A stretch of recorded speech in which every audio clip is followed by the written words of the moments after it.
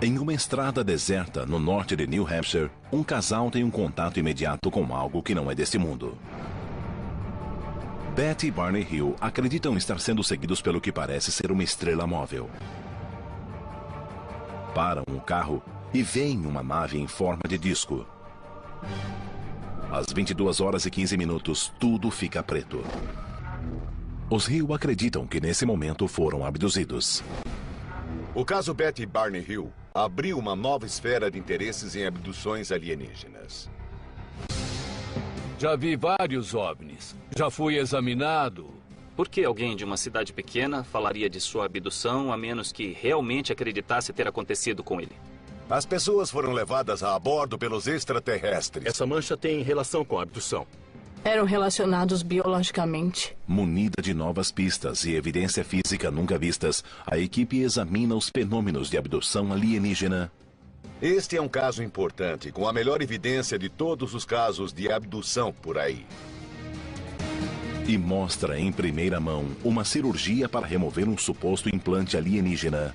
Não tenho como explicar a presença disso. E submetê-lo a exaustivas análises em laboratório. Nós detectamos uma frequência de rádio. O objeto se move sozinho. É estranho. Abduções alienígenas, um fenômeno psicológico. Ele gostaria de acreditar que foi abduzido, mas tudo pode ser um incrível embuste. Ou realidade. Os céticos não sabem do que estão falando. A equipe da revista UFO abre o caso número 61203. Abduções.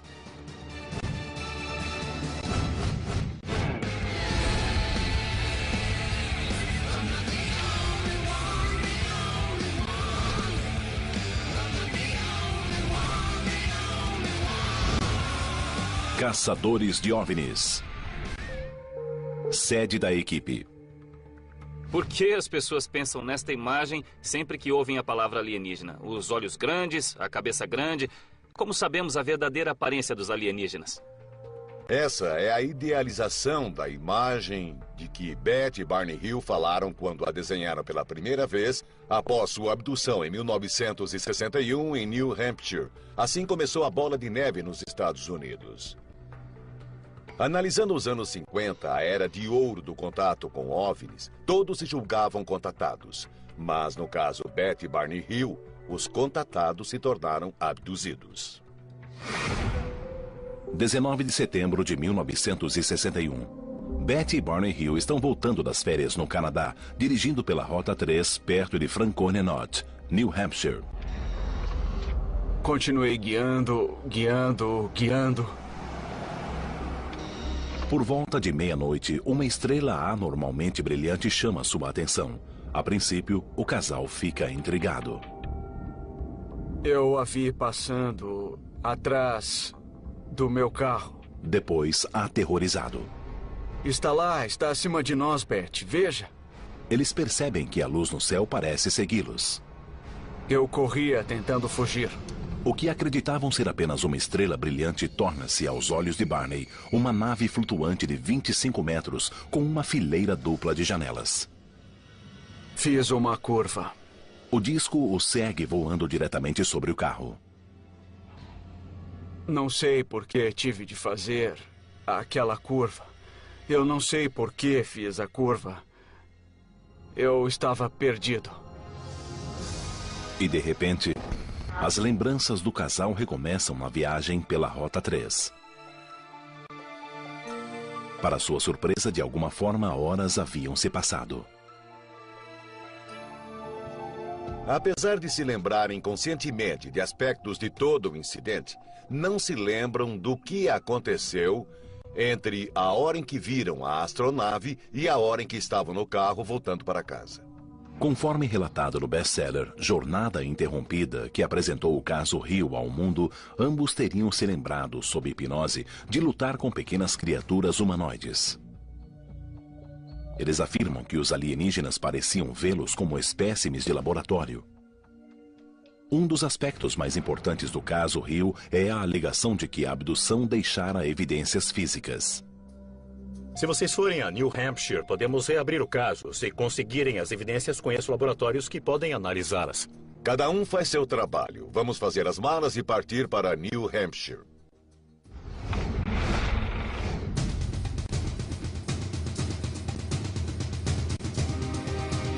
A equipe está no norte de New Hampshire para traçar a rota seguida pelos Hill naquela noite. Não dá para estudar OVNIs sem ponderar seriamente a possibilidade de que interajam conosco. Portanto, não se pode eliminar o fenômeno de abdução. Vamos encontrar Cat Marden, sobrinha de Betty, que já vivia com eles na época da abdução. Ela foi testemunha do que aconteceu com Betty e Barney naquela noite. Cat Marden tinha 13 anos quando soube da abdução dos Hill. Após a morte de Barney, em 25 de fevereiro de 1969, Betty ficou mais próxima de Cat. Oi. A quem confiou detalhes particulares da experiência. Com a morte de Betty em 2004, Cat se tornou a maior autoridade no assunto. Seu livro dá mais detalhes do caso. Estamos indo em direção ao primeiro encontro, certo? Isso mesmo, o primeiro local onde Betty e Barney pararam o carro e saíram com os binóculos para ver a nave. Segundo Cat, houve 3 lugares diferentes onde o casal viu a suposta nave ao longo da Rota 3. Primeiro na área de piquenique de Mount Cleveland, 27 quilômetros ao sul de Lancaster. O segundo perto do Monte Cannon e, por fim, em um lago 1,5 km ao sul de Indian Head, o local da suposta abdução. Este é o lugar, a área de piquenique de Mount Cleveland. Foi a primeira parada de Betty e Barney. Os olhos de Betty foram atraídos para uma luz no céu. Betty pegou os binóculos primeiro e olhou para a lua. Certo. Quando estava olhando, ela viu uma nave de forma estranha. Piscava luzes multicoloridas enquanto passava em frente à lua. A nave imediatamente mergulhou sem qualquer som. Eles ficaram perplexos. Naquele instante, ela viu a forma do objeto, que parecia estar girando, piscando luzes branco-azuladas, movendo-se num padrão de degraus. Naquele momento, o objeto parecia pular no céu. Da primeira vez, a nave se moveu para noroeste, na direção de Vermont, quando passou sobre a linha teleférica do Monte Cannon.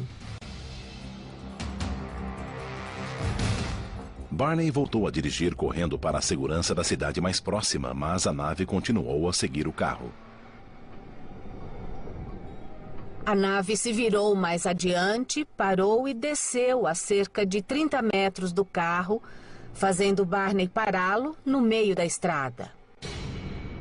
Ele olhou para a nave. Havia cerca de 8 a 11 figuras na janela olhando para Barney. Ele quis sair dali bem rápido. Eu me apressei em fugir. Continuei guiando e fiz uma curva. Barney virou à esquerda numa estrada de terra. Mas havia de 6 a 8 homens na estrada. O casal ficou confuso. O que eles faziam na estrada? Eles não tinham ideia e só quando o grupo se dividiu em 2, se aproximando do carro, eles perceberam que não eram humanos. Foi quando a situação mudou drasticamente. Os homens abriram a porta e tiraram Betty do carro. Arrastaram Barney para o bosque onde a nave esperava. O suposto local de abdução dos Hill era apenas campo e floresta em 1961. Esse foi o momento em que parecem ter passado de viajantes assustados em uma estrada escura a pessoas abduzidas por criaturas de outro planeta. Foram trazidos da estrada para cá? Isso mesmo. E levados a bordo da nave aqui. Sob hipnose, ambos revelaram ter subido uma rampa. Betty começou a lutar com os homens e seu vestido se rasgou. Ela foi levada a bordo da nave e Barney foi levado a uma sala adiante. Nesse ponto, foram submetidos a vários experimentos médicos. Experimentos médicos e remoção de amostras de seus corpos. Segundo seu relato, quando Betty perguntou à entidade alienígena de onde vinham, eles mostraram um mapa tridimensional de estrelas ligadas por várias linhas. Incrivelmente, durante uma sessão hipnótica 6 meses depois, Betty pôde recriar precisamente esse mapa estelar. Terminados os experimentos, os Hill teriam sido levados de volta ao carro. Barney foi levado por uma trilha até o carro. Betty foi escoltada pelo líder até o veículo e observou a nave partir. Eu não imaginava de quanto eles se lembravam sem a ajuda de psiquiatras, regressão ou hipnose. Nas primeiras horas da manhã após o incidente, em 20 de setembro de 1961, os Hill voltaram para casa. Sabiam que algo havia acontecido, mas havia um lapso de 2 horas. Mais tarde, naquele dia, Betty notou algo estranho no vestido que usara na noite anterior. Um pó cor-de-rosa desconhecido cobria o vestido. Mesmo sem se lembrar da abdução, nem de qualquer contato com o pó rosado, algo a compeliu a pendurar o vestido no armário sem lavá-lo. Ninguém se deu ao trabalho de examinar nenhuma das evidências em 1961. Ninguém viu o vestido de Betty naquele ano, um vestido rasgado no zíper. Este caso, ao contrário de quase todas as outras abduções, tem evidências físicas que nós podemos examinar. A análise do misterioso pó rosado que cobria o vestido de Betty provaria de forma conclusiva a abdução por uma nave alienígena? Este é um caso importante, com a melhor evidência de todos os casos de abdução por aí. A equipe analisa uma amostra de 10 por 5 centímetros do vestido para rastrear os restos do pó rosado. Os céticos não sabem do que estão falando. A abdução dos Hill entrou na cultura popular através do livro Jornada Interrompida, de 1966. O livro se tornou best-seller quando a revista Look fez uma série sobre a história em suas edições de 4 e 18 de outubro daquele ano. Ele olhou para baixo, de forma impessoal. Senti-me como um inseto esperando para ser apanhado, como se fosse um tipo de espécime. Foi uma sensação assustadora. Em 1975, o livro deu origem ao filme para televisão O Incidente UFO com James Earl Jones. Está chegando perto. Não está. Não está chegando perto. Ele está lá em cima. Betty, quer que eu acredite em quê? Quais são os critérios para a abdução alienígena? Segundo as pessoas que estudam isso, o abduzido deve ser levado contra sua vontade. Depois, os alienígenas devem transportar o abduzido a algum lugar, geralmente a uma nave-mãe. Finalmente, a pessoa é devolvida a algum lugar e sente que há um lapso de tempo, como Betty Barney Hill. Bom, para mim o problema é que várias pessoas dizem que foram abduzidas. E a mídia publica essas coisas, o que propaga o mito da aparência de homenzinhos verdes e dos discos voadores. E, além disso, as pessoas leem isso e têm as próprias experiências e tendem a adaptá-las a isso.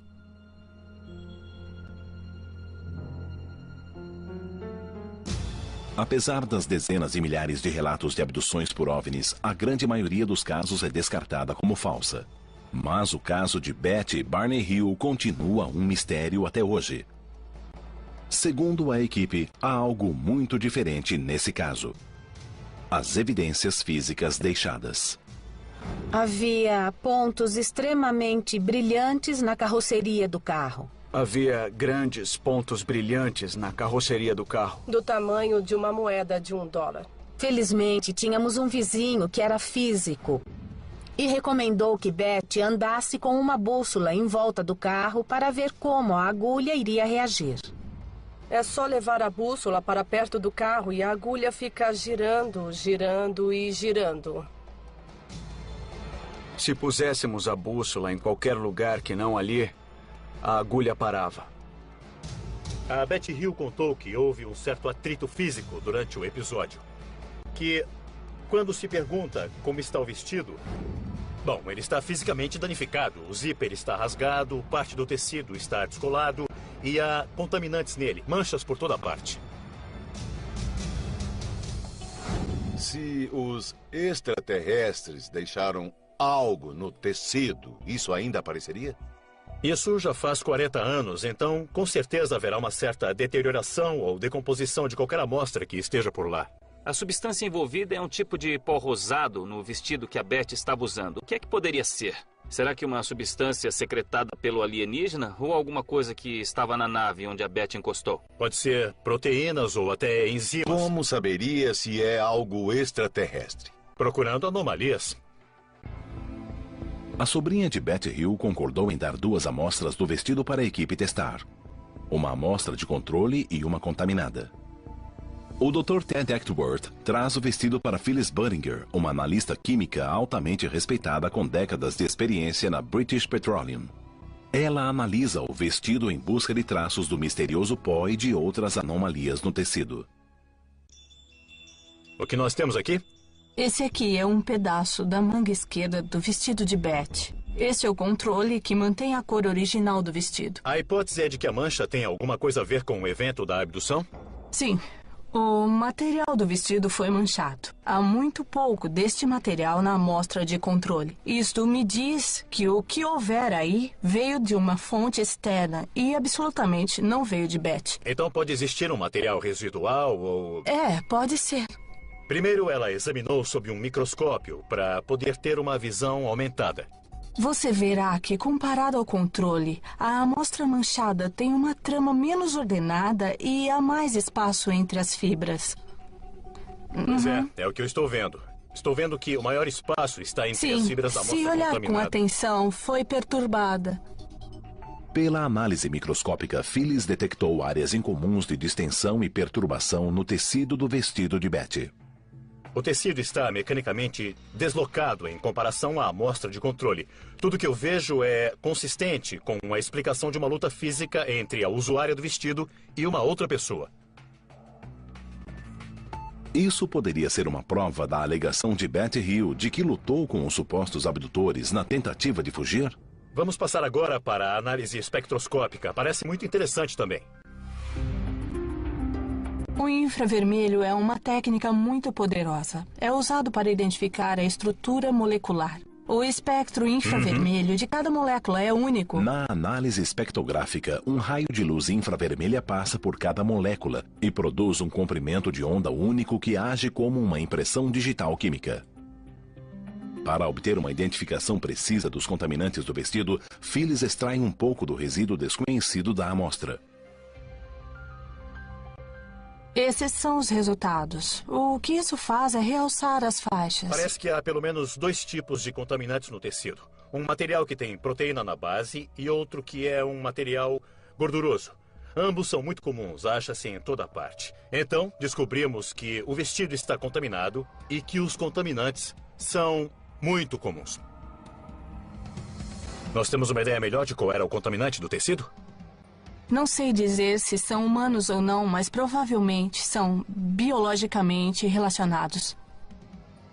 A evidência física é consistente com a história, mas não diz se alguma coisa ou alguém era alienígena, humano ou outra coisa. Então, é uma evidência inconclusiva. Mas há uma reviravolta final no caso Beth e Barney Hill que até hoje permanece inexplicada. E o mapa estelar que Beth desenhou? No processo de regressão, ela desenhou um mapa estelar de onde os alienígenas da nave disseram ter vindo. Na verdade, ele mostrou um diagrama. Marjorie Fish, 8 anos depois, pôde mostrar que há estrelas no sistema Zeta Reticuli, um sistema estelar duplo que Beth disse existirem. O Zeta Reticuli é um sistema estelar centralizado em 2 estrelas principais, a cerca de 39 anos-luz da Terra.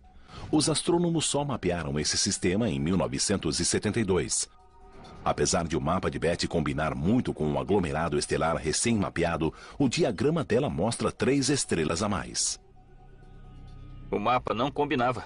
Mas em 1972, quando tínhamos tecnologia para ver aquele setor do espaço, o que descobrimos? As exatas 3 estrelas que Beth Hill disse existirem. Aí a combinação foi exata. É mesmo?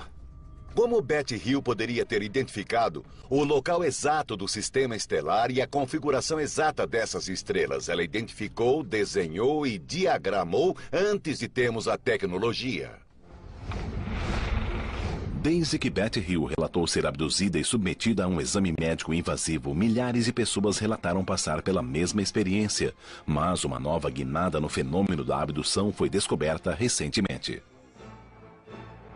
Abduzidos do mundo todo começaram a descobrir aparelhos alienígenas implantados no corpo. Este pode ser o vídeo real de um implante alienígena dentro de um corpo humano. O objeto se move sozinho? É estranho. Muito.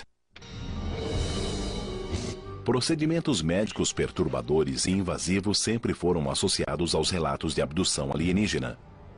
Mas, recentemente, dezenas de abduzidos contaram algo mais. Eles disseram aos pesquisadores de OVNIs que suas lembranças de abdução foram seguidas da descoberta de objetos desconhecidos implantados em seus corpos. A equipe entrevista Tim Cullen, de Yuma, no Colorado. O Colorado é local de grande atividade de OVNIs, segundo os pesquisadores.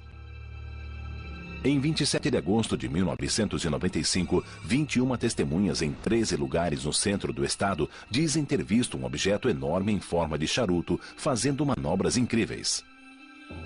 Os avistamentos continuaram durante 48 horas e constituem uma das mais importantes visões coletivas da história americana recente. Uma testemunha filmou o objeto. Vamos entrar. Obrigado. Tim teve várias visões de OVNIs e descobriu um objeto estranho implantado em seu corpo. Começou em maio de 1978. Estava indo para casa, vindo de Denver com minha esposa. Íamos pela rodovia 59 e um OVNI desceu na nossa frente. Tinha uns 30 metros de comprimento, 6 de largura e 3 de altura. Tim viu o objeto na rodovia 59 a 19 quilômetros de Yuma. A nave se moveu para este pasto, pousou mais ou menos aqui, nesta área. De repente, duas luzes se acenderam, uma bem acima da outra, bem próximas. Parece que ficamos ali 4 ou 5 minutos. Aí eu disse para minha esposa que era melhor a gente ir para a cidade. 4 anos depois, achei este pedaço de metal em meu braço. Não há cicatriz que marque o ponto de entrada e ressonâncias magnéticas realizadas antes do avistamento provam que não havia metal no braço de Cullen na época. Aqui está o objeto. Parece estar a poucos centímetros do seu pulso. A equipe consulta o Dr. Roger Lear, um cirurgião da Califórnia. O Dr. Lear removeu mais de uma dúzia de objetos de indivíduos com supostos implantes alienígenas. A maioria dos implantes nunca foi examinada. Dos que foram, todos eram de origem terrestre ou tiveram resultados inconclusivos. Tem como isso ser algum tipo de secreção biológica, sei lá, um depósito, alguma coisa assim? Absolutamente não. Os metais desse objeto não são secretados pelo corpo, são todos estranhos ao corpo. Você diria que se um objeto desse tamanho entrasse externamente, haveria uma cicatriz discernível? Tem de haver algum ponto de entrada. Olhamos o braço e não havia cicatriz alguma. Tá legal. O que eu acho é que eu recebi a opinião de outro médico que diz que o objeto é anormal e já fez 3 exames de laboratório nele. Os 3 laboratórios disseram que é um objeto muito incomum. A minha preocupação é que seja só um pedaço de metal que entrou de algum modo no corpo dele. Além disso, o objeto não causou rejeição ou reação inflamatória no corpo de Tim. Na verdade, na remoção descobriu-se que o organismo havia cercado o implante com um grande feixe de nervos, uma reação altamente anormal à presença de material estranho. Você disse que havia tecido em volta disto. Será que a gente pode ver o vídeo? Claro. O objeto também mostrou um comportamento anormal durante a remoção cirúrgica. Todo o evento foi filmado. Este é o vídeo da operação? Veja o tamanho disso, Pat, vê? Lá está, veja como se move. Veja, aí está a prova, lá está se movendo, vê isso? O objeto se move sozinho, a ferramenta não o empurra. Eu não olhei de perto. Está se movendo dentro do braço de Tim. Eu não posso estar 100% convencido até aumentar bem e notar algo totalmente bizarro e que me impressione e me convença de que, sabe, que aquilo é mesmo um objeto alienígena. Não sei o que é. Dá pra vê-lo se mover. Não estou tocando nele. Agora eu pausei o vídeo. Pode-se ver que nada encosta nele. Está longe. Vamos passar de novo. Viu isso? Ele pulou pra longe. Pulou de novo. Tá pulando. Veja como está se afastando. Tá rolando agora? Veja. É interessante. Veja isso. Ele tenta... Isso é muito bizarro. Está se movendo sozinho. O que o faz se mover? Não está sendo tocado pelo hemostato. Não está sendo tocado por coisa alguma. Não há fluidos ali. Não se vê nenhum fluido no braço. Está se movendo pelo tecido, por força própria. Eu não sei o que pensar. Eu realmente não sei o que pensar. Se não há fluidos, porque a coisa está se movendo sozinha. Eu não sei o que pensar. É uma coisa muito estranha. Embora a equipe considere notável a evidência de Tim, há casos ainda mais intrigantes de implantes deixados após supostas abduções. 11 de dezembro de 2007. Um homem de 49 anos da Pensilvânia, Jeff Harvey, contata a equipe. Sabe de uma coisa? Vamos para o escritório. Vamos lá. Em 2001, ele teve uma doença diagnosticada como envenenamento por metal pesado. Pode entrar. A causa do envenenamento nunca foi determinada. Ao mesmo tempo, ele descobriu algo estranho escondido no alto da coxa. Quando percebeu que tinha um objeto ou algo dentro de você? Acontece que comecei a perder muito peso. Eu pesava 100 quilos. Peso 63 quilos agora. Perdi muito peso. Fiquei muito doente. Se tem alguma coisa a ver com isso, eu quero tirar e quero que seja totalmente analisado para saber o que é. E por que você acha que tem a ver com OVNIs? É uma das possibilidades que eu pesquiso. Quando Jeff tinha 8 anos, em 1967, ele e o pai avistaram um OVNI quando moravam em Huntsdale, na Pensilvânia, perto de Scranton. Meu pai e eu estávamos pescando às margens do rio Lackawaxen e acima das árvores, ele apareceu. Soltava fumaça por trás. Tinha formato circular e forma de tigela na base. Você teve alguma lembrança de sentir o nódulo ser posto em sua perna? Essa é a parte mais estranha. A Associação dos Veteranos disse que pode ser um fragmento de bala, mas nunca estive em batalha. Não há razão nenhuma para isso estar aí. Mas você tem experiência com avistamento de OVNIs. Talvez essa seja a ligação. Quando ocorre a remoção cirúrgica do suposto implante para análises para a surpresa da equipe, nós detectamos uma frequência de rádio.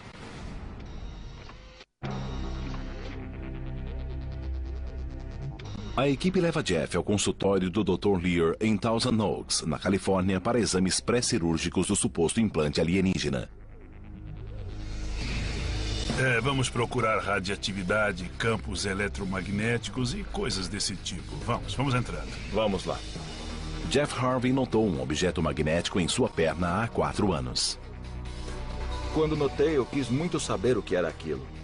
Falei com médicos na Associação dos Veteranos. Disseram, é um cisto sebáceo, não se preocupe, não é nada. Por algum motivo, um dia eu pensei, e se for de metal? Aí pus um ímã sobre ele e ele pulou para cima. Pensei, bom, não é cisto sebáceo, é magnético. Jeff, entre! Só após a remoção cirúrgica, a equipe poderá determinar cientificamente que objeto é e qual a sua origem. Este é o osso principal. E aqui está o objeto. O objeto parece ser uma pequena bala pouco maior que um cartucho de festim, enterrada a 3 ou 4 milímetros da pele do alto da coxa direita de Jeff. Bom, em tamanho é muito similar ao que nós já vimos antes. É bem parecido. Jeff diz não ter ideia de como o objeto entrou em sua perna. Ele não se lembra de qualquer incidente que possa ter levado o metal a se alojar em seu corpo. Não há cicatriz perto do implante. Os outros que já removeu estavam tão perto da pele? Não, geralmente estão mais perto do osso, mas ele poderia estar mais no fundo e ter se movido na direção da superfície. Antes de fazer a cirurgia para remover o implante, temos que determinar que objeto é. Temos de fazer alguns testes de magnetismo e frequência de rádio. Este é um ímã com força de 113 quilos. Com ele, nós podemos conseguir uma boa força magnética.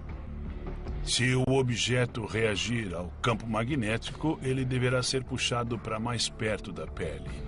É este o ponto, Jeff? Bem aí. Ah, bem aqui. Sim, parece se destacar um pouco. Veja a pele. Sim, estou vendo. Está puxando uma pequena área circular. Isso mesmo. Quanto acha que está puxando? Uns 3 milímetros. Uns 3 milímetros. Agora vamos fazer testes de radioatividade, campos eletromagnéticos e também testes de frequência de rádio. Antes de removermos o implante, nós temos de ver se há algo detectável ocorrendo. Sabemos que é magnético. Talvez tenha radioatividade, talvez envie sinais de rádio. Temos de determinar se é só um pedaço de metal ou se tem um propósito maior. Jeff, este é um gaussímetro. Serve para detectar campos eletromagnéticos. Vejamos o que ocorre. Esse ruído é de um campo magnético muito forte. Está marcando 10 miligauss. É extremamente forte. É muito incomum um pequeno pedaço de metal emitir um sinal tão forte, a menos que esteja ligado a uma fonte de energia. Eu estou mais curioso agora que você fez a leitura da emissão. O próximo instrumento a ser usado é um detector de radiofrequência. Temos 2 faixas para verificar. Uma é dos gigahertz e a outra é dos megahertz. O Dr. Lear varre uma ampla faixa de radiofrequências possíveis, do início da faixa dos megahertz até o topo da faixa dos gigahertz. Megahertz é o comprimento de onda usado pela televisão e estações de rádio FM. Gigahertz é muito mais alto, usado por fornos de micro-ondas e telefones celulares, entre outros aparelhos. Está emitindo radiofrequência. Parece ser de 59,125254 GHz. Agora vamos ver a frequência de megahertz, que é 35,893 MHz. A leitura de megahertz caiu na faixa de VHF. A banda VHF é usada para comunicações de rádio por satélite e terrestre, tanto pelo governo quanto pelos consumidores. Bem, eu já descobri alguma coisa hoje. Agora vamos esperar até amanhã para ver o resultado.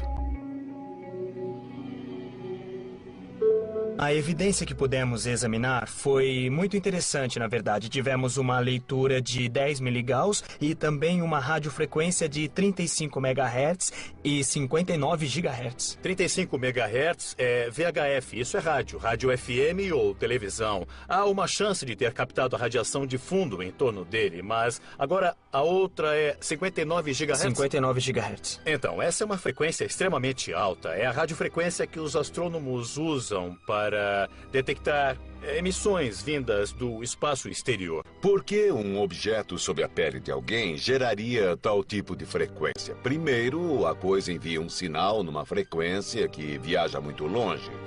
E também é um tipo de sinal de rastreamento. Essas leituras são particularmente poderosas em magnitude, então podem ser parte do ambiente no espaço onde foi feita a medição. Agora, basicamente, isso é inconclusivo, enquanto não removermos o implante para fazer mais testes.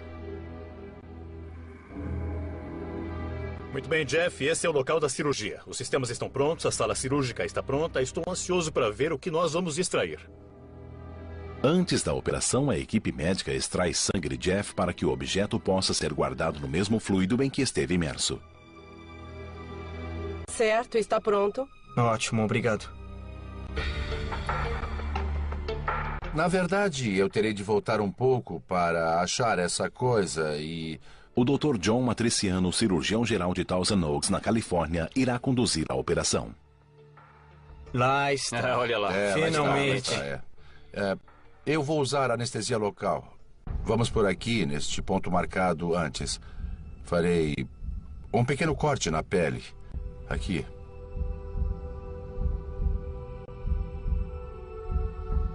Eu não consigo senti-lo. Vou confiar no raio-x. Vamos voltar um pouco. Acho que começamos a ver alguma coisa aqui. Né? Parece haver um ponto preto aí. Eu vou me certificar que estamos no mesmo ponto. Parece que pegou. Pegá-lo se puder. Parece que achamos. Está pegando com força? Tente não danificar, hein? Está escorregando. Eu peguei, tá vendo? Sim, é sólido, com certeza. O Dr. Matriciano fica surpreso de ver que o tecido de Jeff havia aderido ao objeto. Parece que o objeto foi encapsulado em material orgânico que foi anexado ao corpo do Jeff. Foi preciso puxar um pouco para poder retirar. Aí está. Peguei.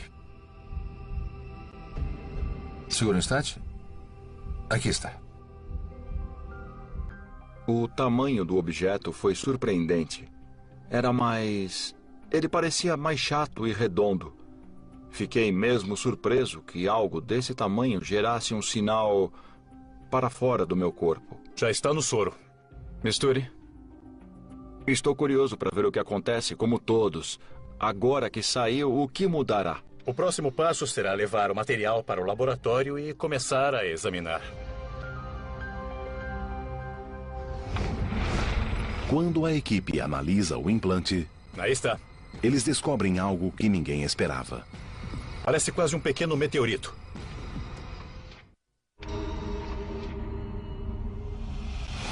Obrigado, Roger. Após remover com sucesso um suposto implante alienígena da perna de Jeff Harvey, a equipe realiza testes para determinar se ele ainda emite radiofrequências incomuns como antes. Me fale um pouco sobre o teste de radiofrequência. A radiofrequência foi simplesmente cancelada. Ela parou. O implante não está mais emitindo sinais. Eu não sei dizer se ele foi desligado ou então controlado para não funcionar mais, mas as frequências deste tipo de objeto implicam que há muito mais nele do que é possível ver. Oi, Richard. Trouxe a amostra de que falamos? Você mostra pra gente o microscópio óptico? Claro. O próximo passo é analisar o objeto em si. Seria algo identificável ou simplesmente um objeto anômalo? A equipe leva a amostra a Richard Madsen, do laboratório SEAL, em El Segundo, na Califórnia. Com 36 anos de experiência, esse é um dos principais laboratórios independentes dos Estados Unidos. Para fazer uma abordagem científica, temos de ver realmente o que é isto, submetê-lo a testes metalúrgicos e biológicos e observar atentamente para ver se temos alguma coisa. A amostra é muito pequena, deve ter pelo menos 2 milímetros de largura. O que é que vocês estão procurando no momento? A geometria, a forma, a cor, aspectos de textura da superfície são um bom ponto para começar. Parece ter uma forma irregular, parece ter uma cor preta e marrom. Parece até ser um pequeno meteorito. Há linhas de fratura ou... Não? Não parece ter sido feito pelo homem ou fabricado. Sob o microscópio óptico, que amplia 40 vezes, nós temos uma ideia melhor de como ele é.